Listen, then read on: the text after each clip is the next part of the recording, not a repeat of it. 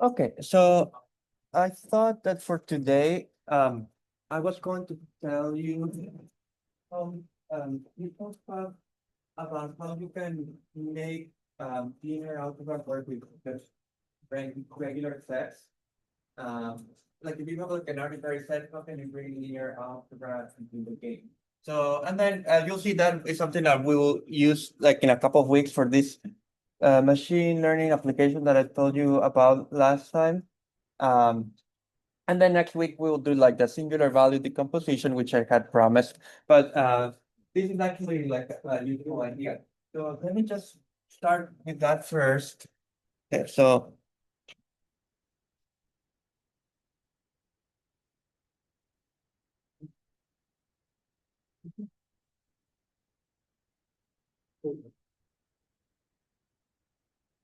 okay, so this is a useful trick that in mathematics that you see from time to time. So for example, you can take a set, let's take a set like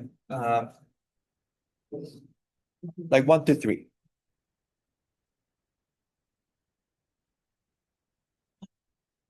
Okay, so I don't know how much you have done like about like sets, but I'm just kind of like just doing like the very naive thing, or just think of the set as a collection of things, right? So if you look at this set, like it's just like 1, 2, and 3. So there's not much you can do with it because, for example, even if you try to add two members of the set, like 2 and 3, that gives you 5, which is already outside of the set, right? Like so, the set itself there are not too many operations that you can do on the actual set, So most of the sets have no structure. That's why we say that, right? So, you cannot add elements of the set. Even if you try to multiply elements of the set, that also would not necessarily work. So they're not, you know, they're not too many things, too many operations you can do on the elements of the set, right?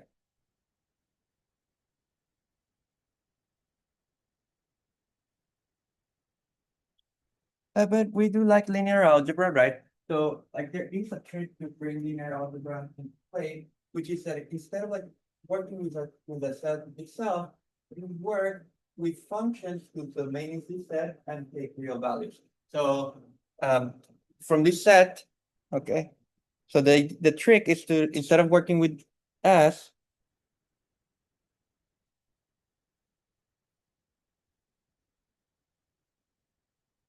work instead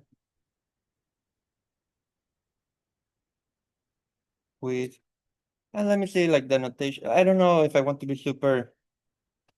Hopefully the notation will be clear, but if not, I'll kind of like explicify by what I mean by this. So by this, I mean all the functions whose domain is as and whose input is as whose output is a real number, right?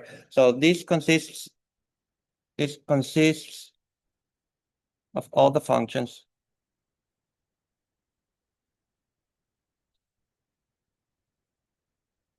f from S into R. So by that I just mean that this is the domain, right? And this is like the values the function can take. Values f can take.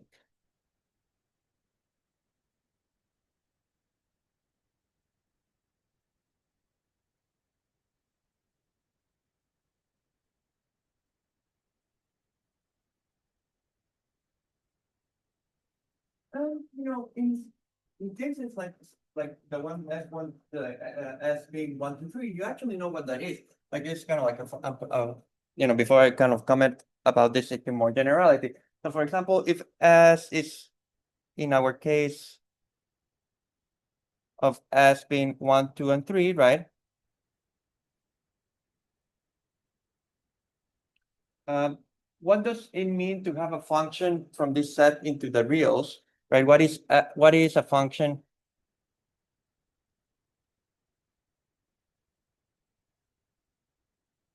Well, knowing a function is the same as knowing all its values.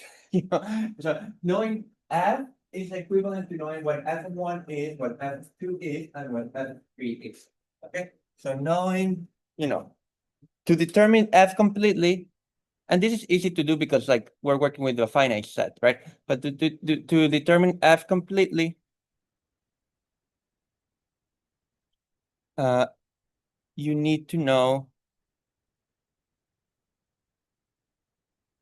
f of 1, f of 2, and f of 3, right? Because the set only has 3 elements, the domain only has 3 elements, but you have to evaluate the function on the domain, right? So that requires f of 1, f of 2, f of 3, right?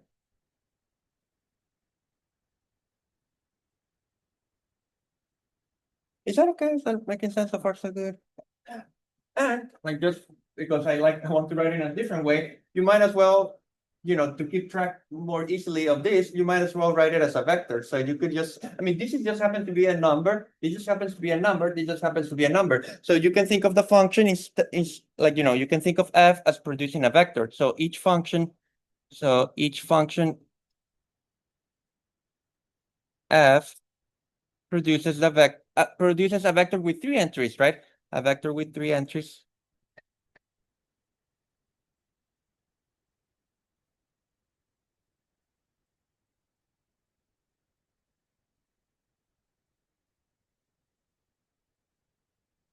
Right?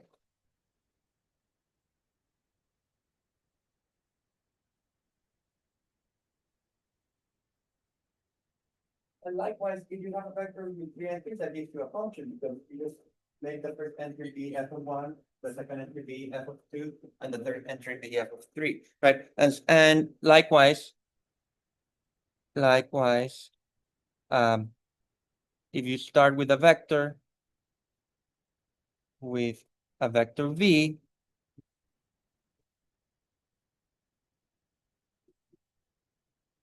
which has 3 entries, then you can define a function just by defining f of 1 to be v1, f of 2 to be v2, and f of 3 to be v3, right? You can define a function f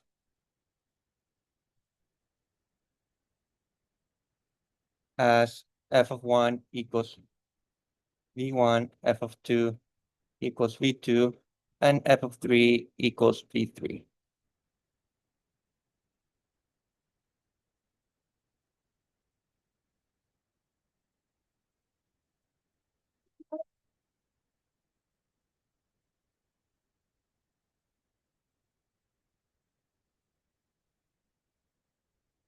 So from this perspective, R3 just happens to be all the possible functions from a set with 3 elements into the reals, right? So from this perspective, R3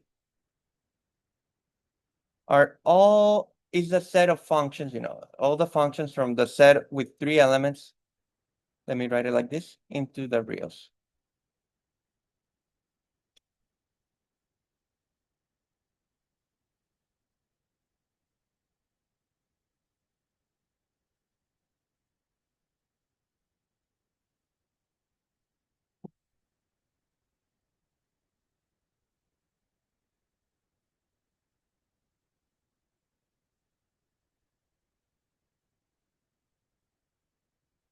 Okay. And you can imagine where I'm headed with this. Imagine now that the set has n elements, right? If you had us, I think in computer science, I have this notation, like, if I'm not mistaken, where it's like kind of like an n in brackets. They may start it at 0, but I'll just start it at 1 because like it's easier for like in the usually I have started everything at 1 instead of 0. So just define this set, which is like the first n positive integers, right? I guess like a shorthand notation. So from that perspective, Rn, right, it's kind of like the same idea. What is a function from like, how can you specify a function from n elements into the reals? You have to say what it does on each of the elements. So from that perspective, Rn is the same as the functions from n into the reals.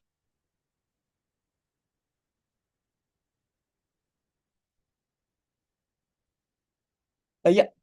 But it's saying like that for every element in set n, there's like certain assumptions apply to that element that create any one that. Well, let's use this Venn notation of the diagrams, right?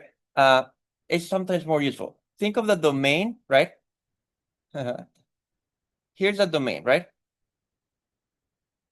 This is sometimes called the target space, or like, or the codomain. Okay, so I'm looking at real numbers, right? Like I want the function to land on the reals, right? So the domain is discrete, it's finite, it's just a list of numbers, right? It's like one. I mean, it doesn't really matter that the numbers are called 1 to up to n. Like you could take just 10 letters of the alphabet, like for example, you could call them ABC. Like the fact that this is called 1, 2, 3 doesn't really make any major role. So if you have, but here you have 1, here you have 2, here you have 3. Let's just do it for 4, because otherwise I have to, like, draw too many things. So a function, like the way a function is defined is just to know what a function does, you have to know what it does on every single element of the domain. So when you have a function, it's just like an assignment of values, so maybe, f of 1 could go to this number, right? F of 2 could, maybe f of 1 and f of 2 are the same, so maybe they do land in the same place, but then like 3 and 4, like, go somewhere else, right? But my point is that, in principle, like the function, because the domain has only four elements, right? The function will produce at most 4 numbers, right? Like sometimes it may repeat them, right?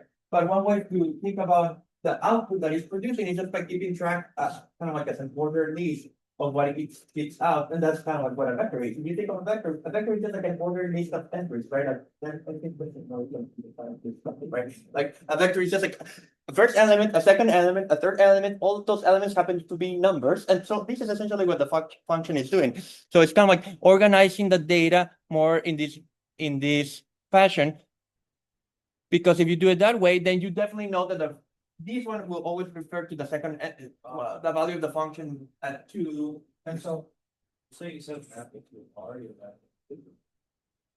Oh no, what I'm saying is that it maps to R, just to be clear, in the sense that every value, the value that f of 1 is a real number, of f of 2 is a real number, but that information, what is f of 1, f of 2, f of 3, f of 4, can be reorganized as a vector. Because if you look at what is a vector is just 4 numbers, right? Like a perspective, So a vector is just 4 numbers. Does that make more sense now? So, Huh?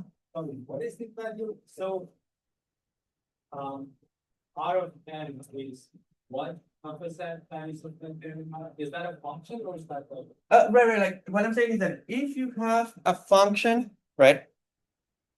Let me write it with the old-fashioned notation.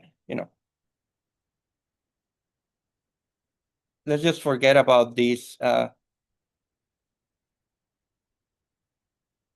Okay. So what I'm saying is that if you have a function from whose domain is the numbers 1 up to n into the reals, that a function corresponds to a vector on Rn, and a vector on Rn corresponds to a function.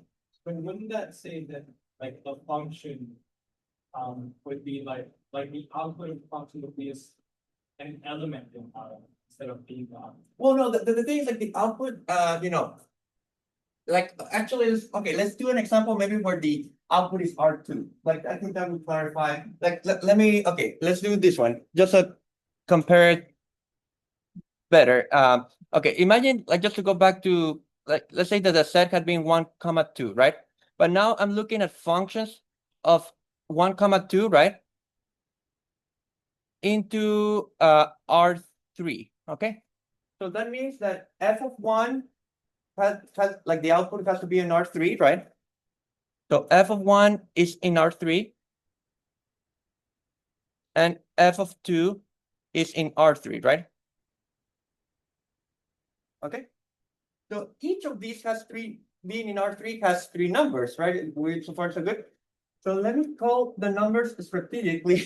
Okay, I'll call the numbers very strategically. I'll call them A11, let's see how I want to go. Let's say, well, it doesn't matter how much you choose to do them, but let's actually, well, let's do it like this. I'll see, I just have to check whether the notation will be consistent with what I want to do later, but it doesn't matter. So, first entry, second entry, third entry, right? I'm just using the first index of one to refer to the fact that that's what the value, that's where it was being evaluated. And then if you kind of like go with the similar notation here, like you get 821, 822, 823. So far, so good. Is that making sense? Oh, but and I just stored this into what 3x2 matrix, at least how the way I wrote it down, right? It's six numbers at the end of the day, like so you might put it as a 3x2 matrix, right?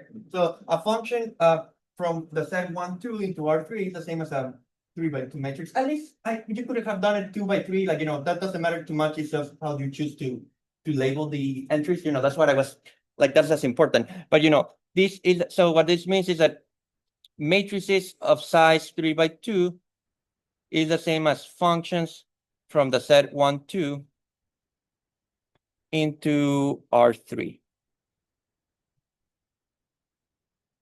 In the sense, that every function, again, because it only has, the domain has two elements, every function has to give you three numbers for the first element and another three numbers for the second element, and then you can start out.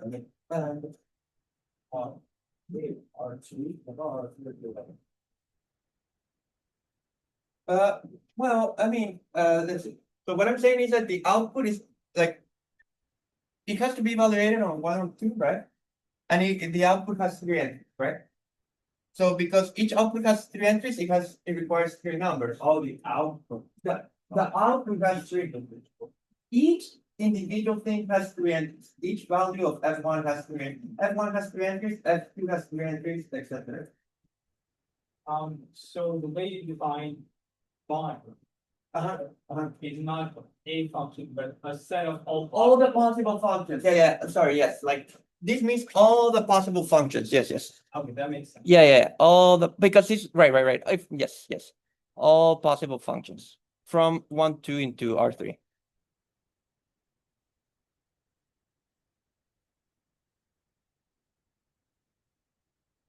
From 1, 2 into R3.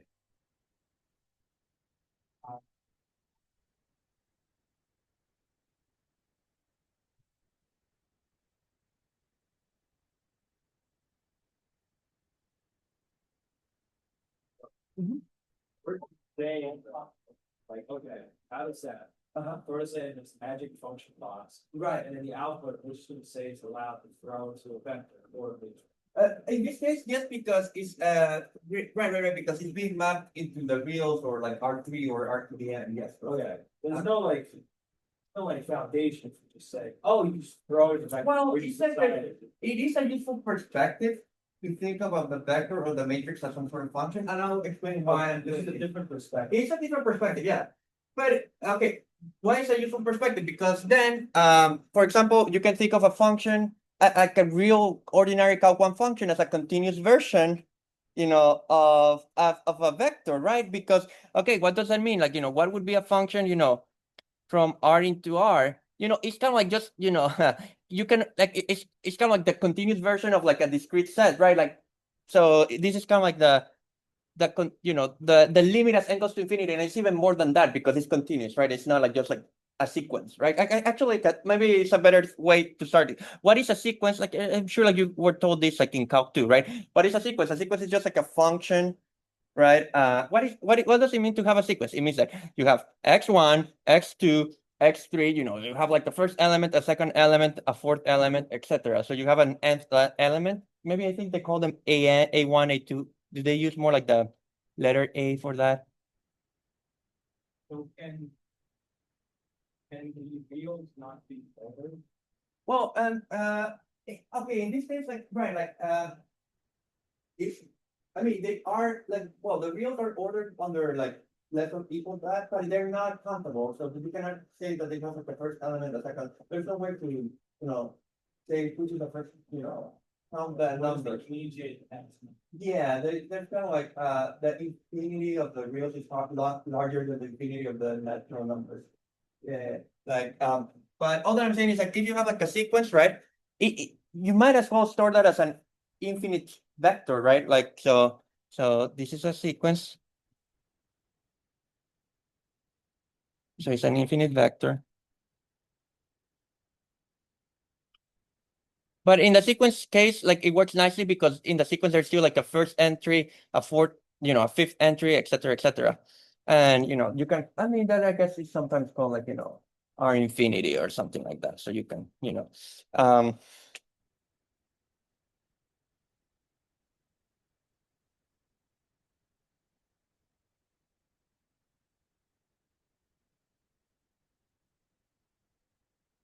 but then like if you kind of let the output be kind of like a continuous index, like this is still like a discrete index. I guess that's what I'm trying to say. Because like the index is taking discrete values 1, 2, 3, 4, 5. But then for a function, it's kind of like an infinite vector, but where the index varies continuously over x. Okay? So like you can think of a function. In fact, so from this perspective, when you have like a function from R into R, it is in a sense kind of like a continuous a vector whose index is very continuous, whose position is very continuously, it's kind of like a continuous index. It's a vector with a continuous index.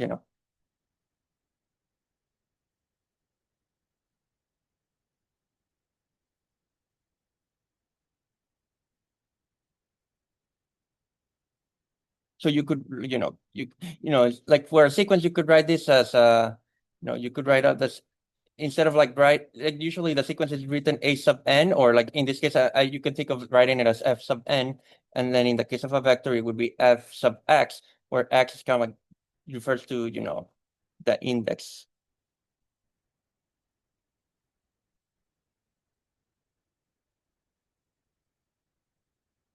Well, actually, I'll show you now that this is actually what they use one app. They usually kind of like for this for having fun, Okay, so here's like an analogy. I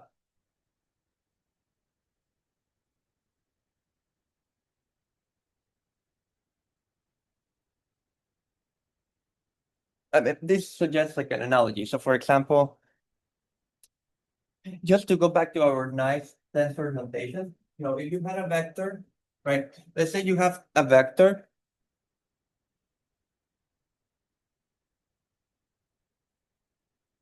which had, a vector only has one leg, right? A vector had only one leg in our tensor diagram, right? So when you have a vector with one leg, and you have another vector with another leg, right? Let me call this one U actually.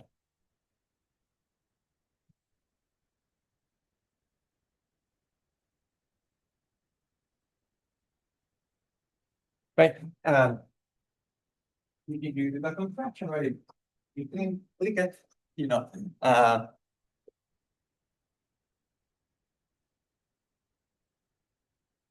there are no like free indices anymore, right?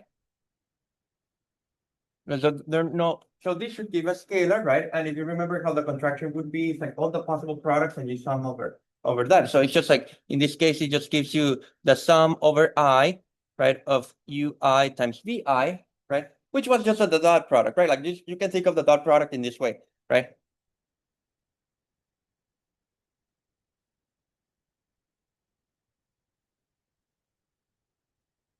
And then if you kind of like just go with the analogy, because this is kind of like a discrete function because of what we were saying, this is kind of like a discrete function. So if you go with the analogy, now you have a function, right?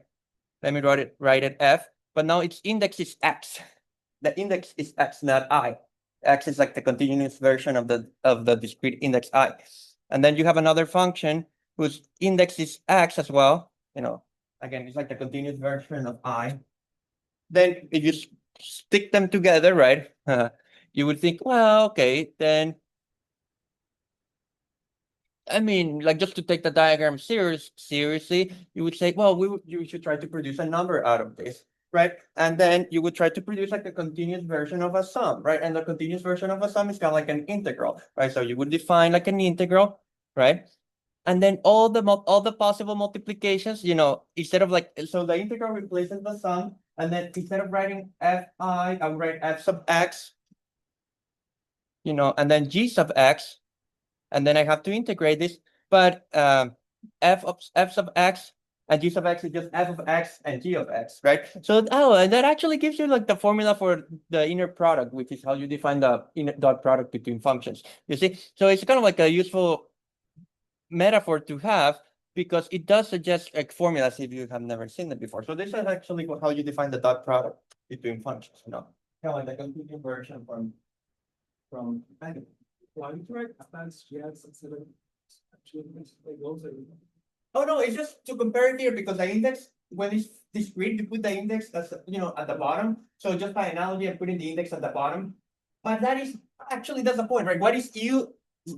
I'm glad you asked me that because what is u sub I? Is u of I if you think of it as a function, right? Right? Like that's my entire point, actually. Like my entire point when I'm writing this is that when you had a vector, maybe where should I put it? When you have a vector like the entry u sub I is, if you think of the vector as a function, it would be kind of like u of I, like the function like that corresponds to it. So it's just like when the index is finite, it is common to put the entry at like the index at the bottom, but in the continuous case, you put it kind of like in parentheses. But that's all, like that.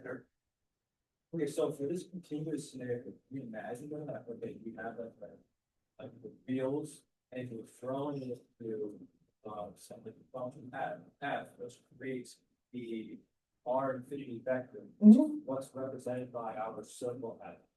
And then we're combining the two. Well, actually, the R infinity. Okay, the way I wrote R infinity, right? This one still, the way I'm writing it is still like a sequence. So the index is still discrete in the sense of a first element, a second element, a third element, right? The one that now this one that I'm doing, because it's from R to R, right? That the index is varying continuously, so you cannot even try to draw it as a vector because it's kind of like all of like yeah, exactly. So but so you don't, I mean, you don't draw, I mean, it's not, that's what the graph is in a sense, like the graph is kind of like the art, like, the replacement for the column. But yeah, this is kind of like the continuous version. There is like a, with the sequences, you can also do like a linear product or like a dot product between the sequences. It's just this formula, but goes from 1 to infinity. And that's kind of like the inner product in that case. Yeah. But is that how we should imagine f of g, not as like That's functions, but as like the result of applying these functions? I mean, that's how you should think of it because then, I mean, like, so then you could say that these functions are perpendicular orthogonal if this integral is 0. And that's how the Fourier series and all that stuff works. So they do kind of have the same analogies, So you would, I mean, the thing is like people give this like a fancy notation. Like no one wants to write a dot anymore. So you would write this as f, comma g. That's kind of like the grown-up version of the dot product. Or like this is kind of like more like the Dirac notation, which is f, g. I mean, which I may tell you more about that another day. That's less important on how you decide to write it down. But these are kind of like the grown-up versions for writing a dot product. You use this kind of like nicer notation. And then, yeah, you could define two functions to be orthogonal if their dot product or this inner product is 0. So, you would say that f, g are orthogonal as functions, as the functions themselves are orthogonal. If they integrate, I mean, of course, you have to choose an integral of integration, blah, blah, blah, blah, blah, or like assume that the integrals converge. I mean, obviously, there's more technicalities go into it, but nice world, like you pretend that all of that works, So you say this. Oh, sorry, were you going to ask something? So I was, as we said, so when you're saying if we say that two functions are orthogonal, that means that given an input x, any x, for that input, the outputs of that function, those functions will be like those you like their products will be zero. Well, it's not fixing the input because when you say that two vectors are orthogonal, right? when you say two regular vectors are orthogonal, you mean that all the products, right, between their inputs add up to zero, right? So you don't fix an index I, right? You kind of take that sum over I. And if you think of the function as kind of like a continuous vector, all these entries are the different f of x's. So it's f of 1, f of 2, f of pi, f of root of 2, f of negative 0. All of that has to be taken into account. But since you cannot do like a continuous sum, actually you can show that that's impossible under some conventions, like natural ones. The replacement for a continuous sum is like an integral, so you kind of like integrate them all.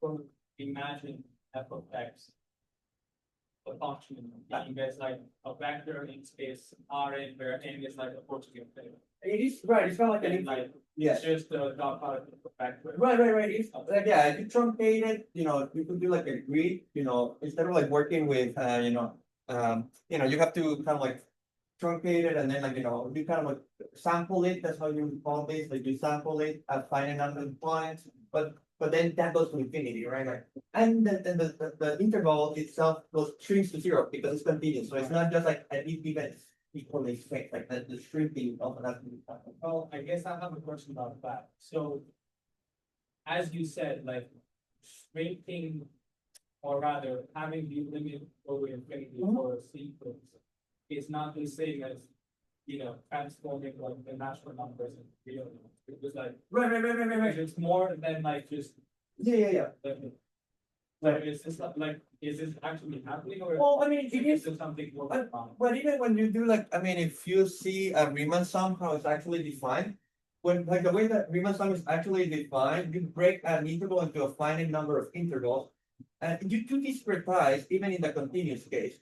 But you have to shrink the width of the intervals. That's the shrinking of the width is what makes it continuous. That you're, like yes, So like you that's don't just increase the number, but also shrink. Right. Yeah, exactly.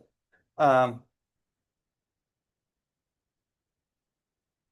yeah, like actually, like there's a lot of like nice theory about this because then you can talk about functions being linearly independent, functions being orthogonal. There's like branch Schmidt for functions and all this. The reason why I'm mentioning this is more okay, because just to relate this to the tensor product, which is actually why I wanted to talk about this. Because when you have sets, okay, when you have sets, there's another operation that you can do with sets, which is called the partition product. So which is like a very important operation. So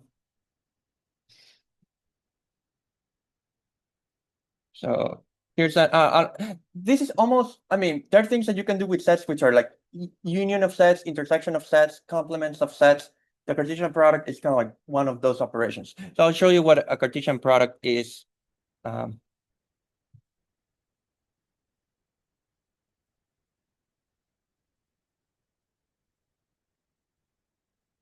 a Cartesian, like if you have two sets, a Cartesian product is basically all the possible order pairs that you can make. So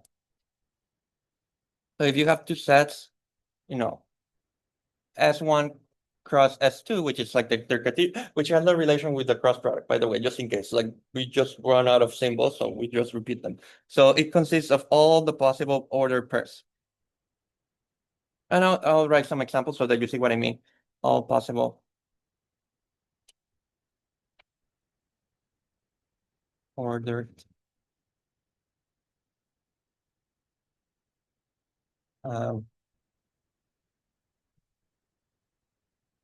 S1, S2, where S1 is in S1 and little S2 is in S2. Okay, so for example, let's just work with something more concrete. What is S? If we still continue talking about these sets like with 3 elements and this one with, let's say, 2 elements, then what is S1 cross S2? It would be, the first, like S1 comma 1, 1 comma 2. I'll put them in different levels so that you see like how I'm building them. 2 comma 1, 2 comma 2, then sorry, 3 comma 1,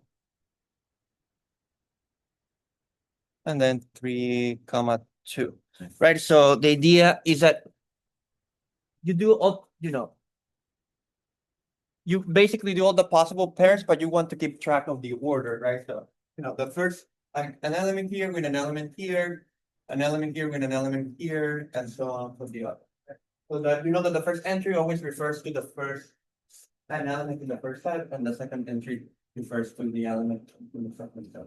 Um, and it's like a good notation because if both sets are finite, you can kind of like see why the number of elements in the Cartesian product is a product of the number of elements in each set. So it's that's why it's used with multiplication because it kind of right. So like the let's say let's use like the notation for number, like you know that when finite, right?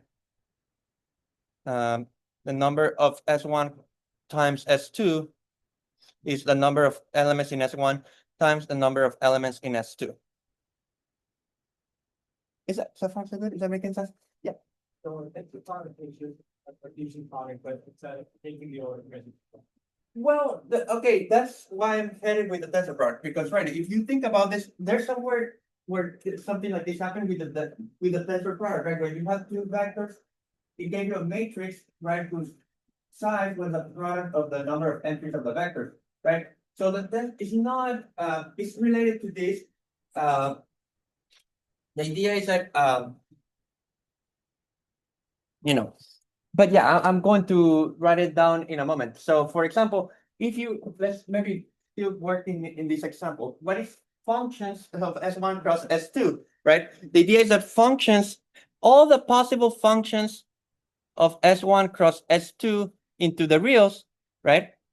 They can basically be built from the tensor products, you know, of the functions of S1 into the reals tensor with the functions of S2 into the reals. Like, and I'll say how in a moment. This is the same.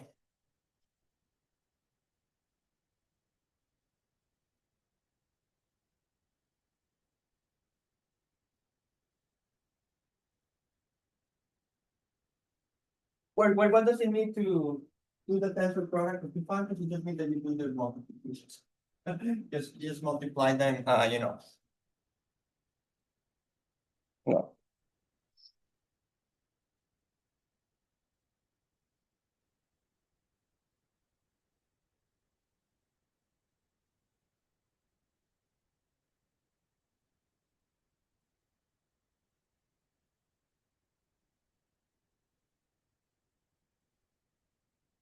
Are two functions. And what is their tensor product? Their tensor product. This is actually how it's written. And an element S1 comma S2 is just F1 of S1 times F2 of S2, which hopefully looks familiar to how we were multiplying. You know, how did we do the tensor product between vectors? We would do all the possible multiplications of the entries between the vectors, if you remember how that was defined. So for like maybe just to in this case, like just to make it more concrete, because here, you know, in our example where like where the sets are 1, 2, 3, and you know, in our example.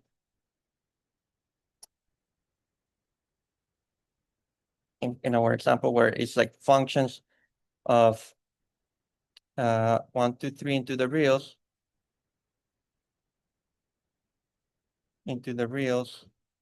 Tensor functions of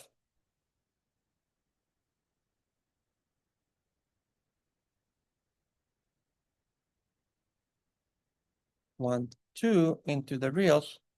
Okay, we talked about this you know before. What is a function of the set 1, 2, 3 into the reals? It's a vector with 3 entries, right? Right. So it's a vector with 3 entries.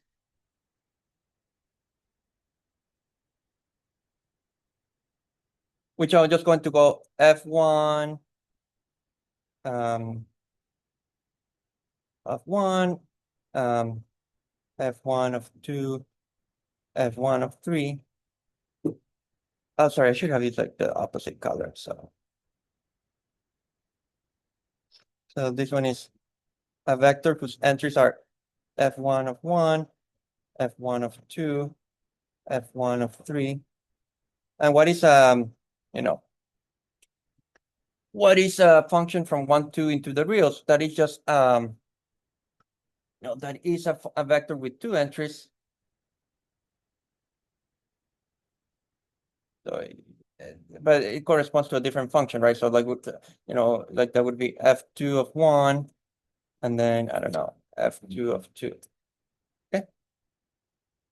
Which, let's call this actually u and the other one, the v.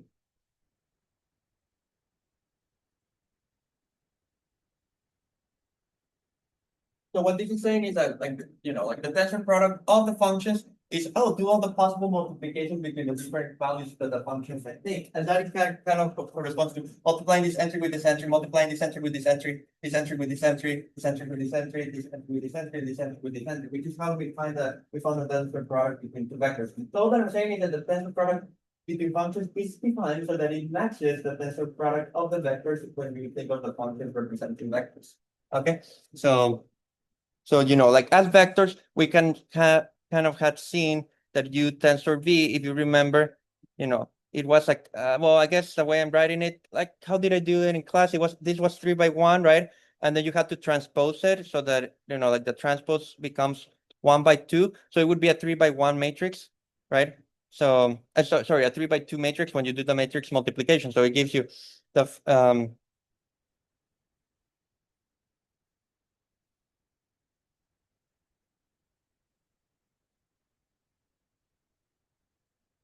let's see. 1,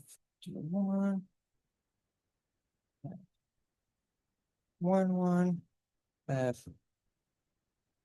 2, 2, and then the other entries are the same. So this would be F 1, 2, F 1, 3, F 1, 2, F 1, 3, and then this is F 2, 1, F 2, 1, and this is F 2, 2, F 2, 2. So you see, it's all the possible multiplications. The value. So we kind of define the tensor product now. So that it matches. So, So that it matches how we. oh yeah, so Yes, if it matches this like idea that just take sets verbs like in a function to get some result out of it. That means. Yes, well, right, like the idea is that in the finite case, right, what I was trying to say is that in the finite case where these sets are finite, these are just really vectors, right?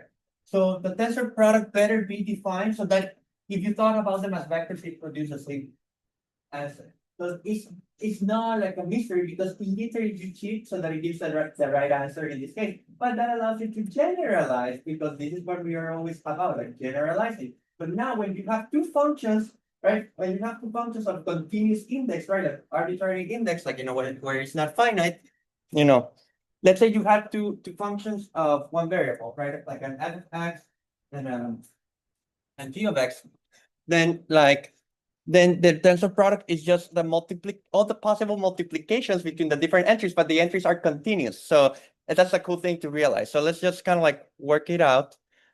So what is the continuous version of the tensor product, right? So what is, for example, what is if you were trying to do like functions from R into R, tensor functions from R into R? Okay, so again, the idea is that this is literally just like an ordinary function from Hub 1 that you know and love, right? But I'm just going to write the index. I'm going to write the index, kind of like use my trick of writing it at the bottom so that it looks more like a discrete index. That's the trick. You write it at the bottom and then you think about it in exactly the same way. And this is like a different function, right? So you use a different name for the index in the same way, which is this index is I and the other index is J, right? Like because it's a matrix, it has two different indices. So this one, okay. So you define their tensor product as the multiplication over all possible indices, right? So like this F tensor G, right? What is F going to be F tensor G? Well, it's going to have entries x sub x y has entries x comma y, but again, think of x comma y as a continuous index, right? So the way to think about this is that the entry, the entry xy of this tensor product should be the entry x of f times the entry y of g, but that's just f of x times g of y.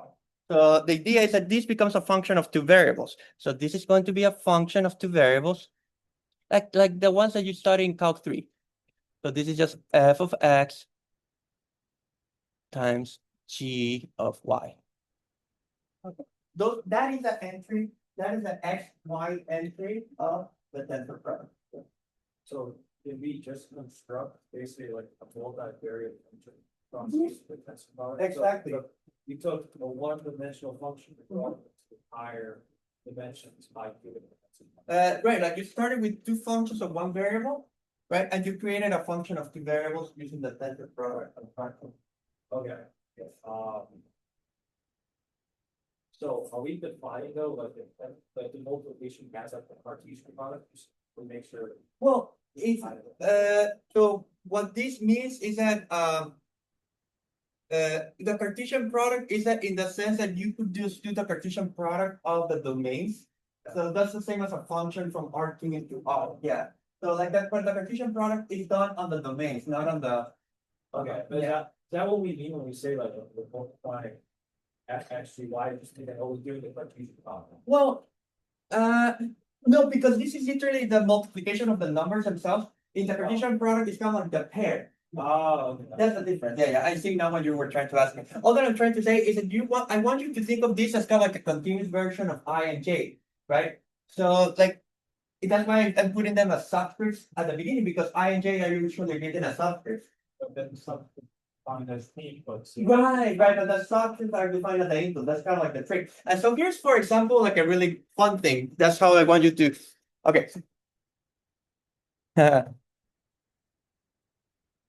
Why am I doing all of this? Because let's take a function of two variables that you again appreciate. So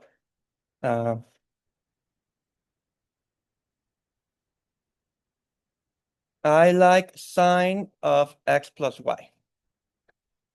This is a function of two variables, okay? Perfectly old-fashioned function of two variables. Then there are identities for sines of a sum, right? So what is a sine of x plus y? The sine of x times cosine of y. This is one of the just like the basic formulas for like sum of like, you would write it as sine of alpha plus beta, but it's kind of like the same, like, so this gives you cosine of x times sine of y, right? So far, so good, everyone with me?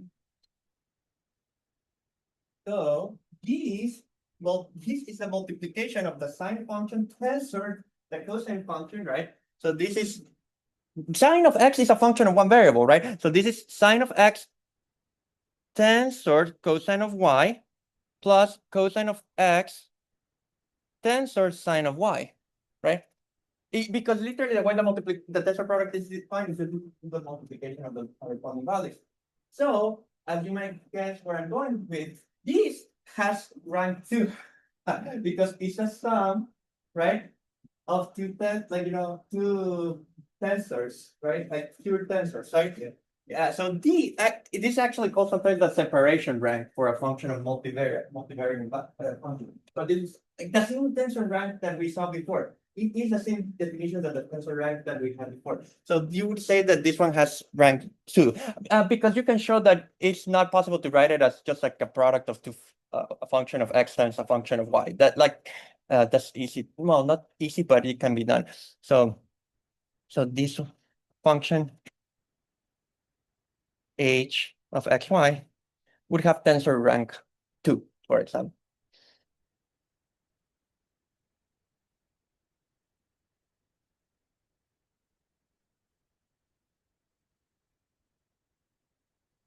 Yeah. we have to like. split- Oh, right. Yes, and something that you can write like this would have rank one. Right, maybe I should have said that. So a function of two variables has rank one if it can be written as a product of a function of x times a function of y. Maybe I should have started with that, but I'm glad you asked me. So let's do it as a definition, h of xy has rank one, has, well, you could call it tensor rank or separation rank, because if you Google it, it's usually more called like separation rank. If you can find a function of x and a function of y so that it becomes a product of those two, if you can find functions, f of x and g of x, for which h of x comma y equals f of x times g of x, which in more fancy notation is just saying that the index, h as a function is just like the tensor product of the two functions. Is that making sense? Were you going to ask me something, or was that similar? Yeah. That's the thing. From that I realized like every single tensor product adds one to the right. Right. Exactly. It's kind of like, this is kind of like U tensor D, right? Like, and then you have multiple pieces. But why sometimes this called separation rank is because if you have ever taken partial differential equations, there's a way to solve a PDE, which is called separation of variables. And that is related to the fact that you break it apart into pure tensor, like pieces of tensor. So like, this is related to separation of variables. This is called like a separation of variables because you're separating, this depending on x and y, and you're separating into the piece that depends only on x times a piece that only depends on y. So this is called like a separation of variables. So in a sense, like the tensor rank is also a measure for the complexity of how, how separable the function is. Oh, yes. Oh, just you're right. Yeah. Thanks for catching that. Yeah. Thank you. And also it should have been g of y in the other one. I'm sorry about that. Here, yes. Thank you. So this is related to separation of variables.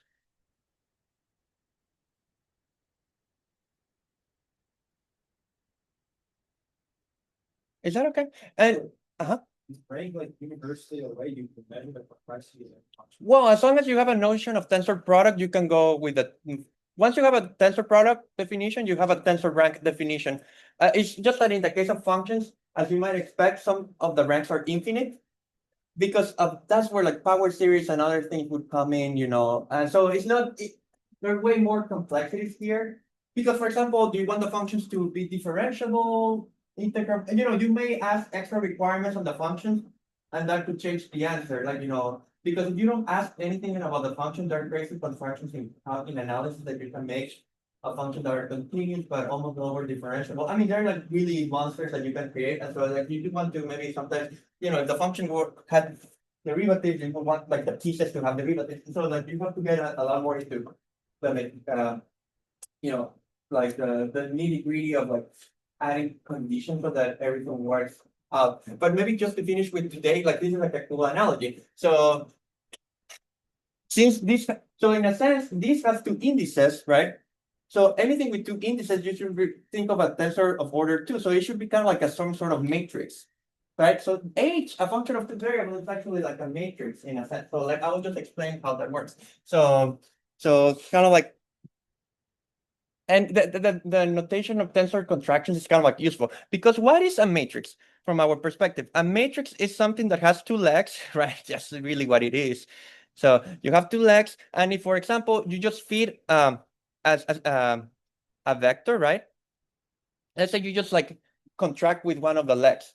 So this would give you a vector, right? Like this would, have like a vector whose, this would produce something with a single leg, right? And I think we had talked about this, that it would correspond to the vector A times V, right? Like this is how it's set up to work. In fact, like more precisely, like the entry I of A times B, the idea is that it's a sum of, A, I, J times Vj. That is how, that's how you find the entry. So like a matrix is something with two legs if you contract with one of the legs, you end up something with one leg, and so that's that is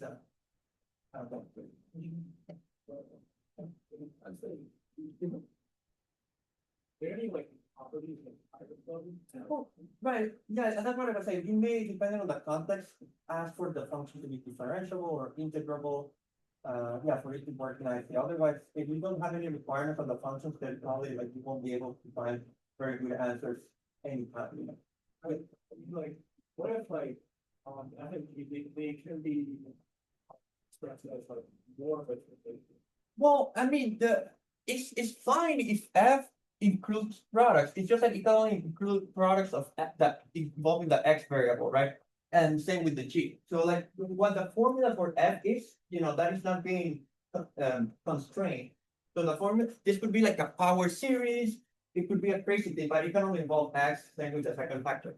So just to finish for today, like if you trust this analogy, then a function of two variables, right? Has two legs, like the legs are called X and Y, those are like continuous indices. So you can feed a vector, but feeding a vector is a continuous a function with a continuous index. So let me feed a function G. Okay. So you kind of want to plug them together, and these should produce. Actually, I could even call it a uppercase H, so that it looks more like matrixy, And so this should have a single leg left, right? And so morally, in quotes, I'll put it like this because it's not how anyone writes this, right? But this is kind of like H times G, this, but that's not how you would write it. But what you would say is that, the entry X, just look at the diagram, like the entry X of HG should be, well, HG you would write actually, it's like an operator, but should be a sum. But what is a sum? It's an integral. So you integrate over the variable, but the variable, the index, the sum is over the index. So it should be an integral over the Y values. So it would be an integral with respect to Y of, of H, X, Y, G sub Y, right? So I'm kind of writing this first with the normal index notation so that you see like the translation more clearly. And then you revert back to the usual convention of, and then this would be a function of two variables, which I can just call f of x. So this is related to kernels and other things, which maybe we should mention about that. But there's like a singular value decomposition that you can do to this as well. Which is why I kind of wanted to bring this up before I did the singular value decomposition in the finite case, because in the infinite, this is kind of like the infinite dimensional version. But you see, like it is like a useful, like the diagrams, like they're useful for even suggesting formulas. You see, if you kind of like know how to consider them, so it's like a cool thing to do. So I'm assuming like everything that we're just assuming that all is okay, there's sort of a full field of math. Oh yeah, no, this is all functional analysis, and it's kind of like one of the harder parts of mathematics because there's a lot of technicalities. Because first you have to make sure that the integrals converge. Yeah. Then there are the better versions of an integration, well, the Lebesgue integral, which is better than the Riemann integral that you're told about because it has better properties from a technical point of view. And then there are different, there's a lot of like layer after layer after, like this is all like kind of So like. we're learning the application of what millions of applications do. Well, not millions, but like a couple hundred probably, or but yeah. Because it's of course like like most of the important things like they're really better. But this is some of the more like if you wanted to put filling all the blanks here, you need to take a bunch of graduate courses. Like it's not like but it just follow the analogy. But as an analogy, it's kind of like very clear what's happening. It's just making it precise, and that's where like a mathematician like spends a lot of their energy. If you're a physicist, you would know, but and I love physics, but this is what you do, and then you don't worry too much, and you tell people, oh, well, like mathematicians have worries to make sure that this works, but then you just start using it, and it's really how to think about all the things like the directive of the functional this stuff. What do you do? So over here, like what you're saying is that H is a monthly variable function. Mhm. A function with variable. Yes. and G is another function in one variable, then their dot product, this is sort of what we now see. Right, it's like And their dot product in this Yes. representation is an integral of h of x y Correct. times g of y Yes. with respect to y. Yes. That gives you another function Right. in x. Right, because the index that survives is the x index. Yeah. So, but the idea is that a function of two variables is kind of like an infinite dimensional matrix, yeah, yes. So, I guess my question is, since we know that, okay, the result f x is equal to this level, you like, you want to get rid of it and kind of like get the original function out of it? Well, I mean, then there are like all these theorems, like, about reconstruction, like, can you reconstruct a function from like some of this stuff? But yeah, like, and this is also related to the Laplace it relates to a lot of these transforms and all this stuff, because it's kind of like, yeah, whenever this is called more like an integral operator, because it operates on a function and integrates it, so, but yeah, like, yes, so you can start asking all sorts of questions, right? Like, how can because this is like analogous, it's kind of like, imagine I gave you F, right? If I gave you F, could you find G? Because it's kind of like similar, if I gave you, it's kind of like solving like for a system of equations, right? If you have A times V equals U, if you wanted to solve for V, you kind of have to find like the inverse, right, of the matrix, at least if the matrix was square or ever. So you maybe want to see to what extent you can invert the integral operator. There's all the, yes, like the moment it's kind of like opening the floodgates. You start asking a bunch of different questions, here's what I did in the finite case. To what extent can I extrapolate this to infinite dimensions? Like, the problem is that you have to be really careful of what you mean at every single step, because it is very easy to kind of like get sidetracked. But yeah, it's kind of like morally, that's what's happening, like, so. But yeah, it's kind of like a very fun part, but I'm just throwing it out there because it's kind of like a useful analogy to have that gives you like a different perspective and how general all this tensor stuff is, it's not limited to just like finite vectors or things like that. We can, etc. I think I just want some more emphasis on like what it means to have a function that is sort of breakable as sums of different dimensional products.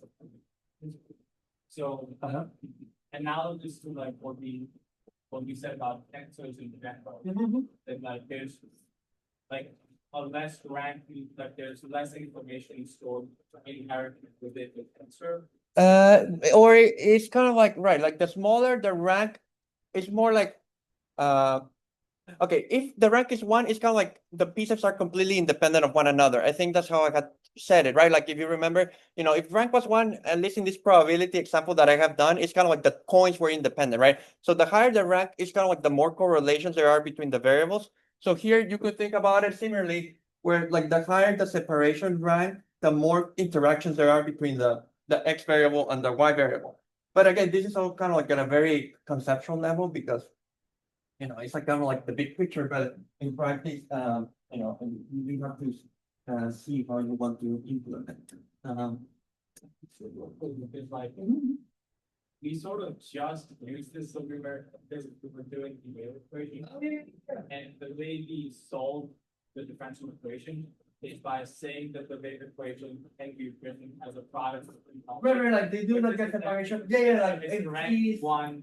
Right. It is like this is like a very common technique, and a lot of this stuff, like, yes, and this is related to matrix mechanics, which is the combination of quantum mechanics also involving like the Python and all this stuff. But no, like it does connect to many different ideas, like the combination that right. Okay, I'll still stay here, like answer questions if anyone has any questions, but I think it's like a good place to end, because then next week we can start talking about the singular value decomposition, which is like Build up I sure might feel like. That would make sense.